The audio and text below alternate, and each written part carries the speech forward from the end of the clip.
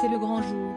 Après un voyage de 7 mois, le rover américain Perseverance va tenter, ce jeudi 18 février, d'atterrir sur Mars. Une entreprise à haut risque qui succède à la mise en orbite martienne, ces derniers jours, d'une sonde envoyée par les Émirats Arabes Unis, et d'une autre sonde lancée par la Chine, Tianwen. Mais les humains fouleront-ils eux aussi, un jour, le sol de la planète rouge? Francis Rocard, astrophysicien au Centre national d'études spatiales, CNE, et auteur-chef Flammarion des dernières nouvelles de Mars, nous explique quels sont les 5 grands défis à relever pour mener un vol habité jusqu'à la surface de notre voisine. Et pour en revenir, un exploit qui, selon lui, ne pourra avoir lieu avant plusieurs décennies. Article publié pour la première fois en juillet 2020, au moment du décollage de Persévérance de la station de Cap Canaveral. Regardez, la menace des radiations galactiques entre la Terre et Mars, les dangers mortels parmi eux. Les radiations galactiques frappent implacablement les astronautes dès qu'ils quittent notre atmosphère protectrice. Parer la menace avec des boucliers? Impossible, explique Francis Rocard.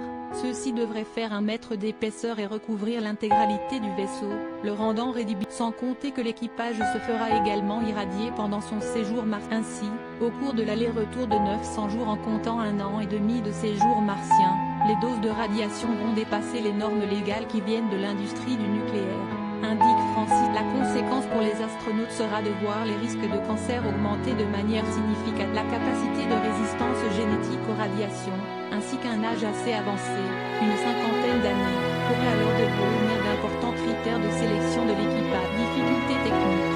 Parmi les périls et grands inconnus figure également l'atterrissage d'un appareil transportant des humains, estimé à plusieurs dizaines de tonnes et autrement plus lourd que les rovers de la NASA, mais aussi l'alimentation en énergie d'une base martienne, dans le cas d'une mission colonisatrice, ou encore le casse-tête du redécollage de Mars, qui nécessitera peut-être de faire le plein sur la planète rouge.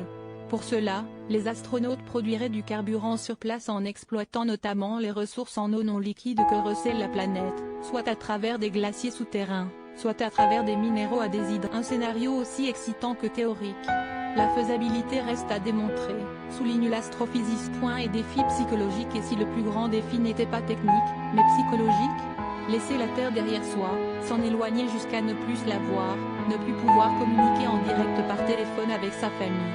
Toutes ces difficultés pourront provoquer un sentiment d'abandon, prévient Francis Rocard. Et ce, malgré les expériences visant à simuler le confinement extrême d'un tel voyage. Les aspects psychologiques sont les plus préoccupants, car vous êtes incapable de les simuler correctement. Souvenez-vous de Mars 500, une simulation de voyage vers Mars. On voit comment l'équipage se comporte.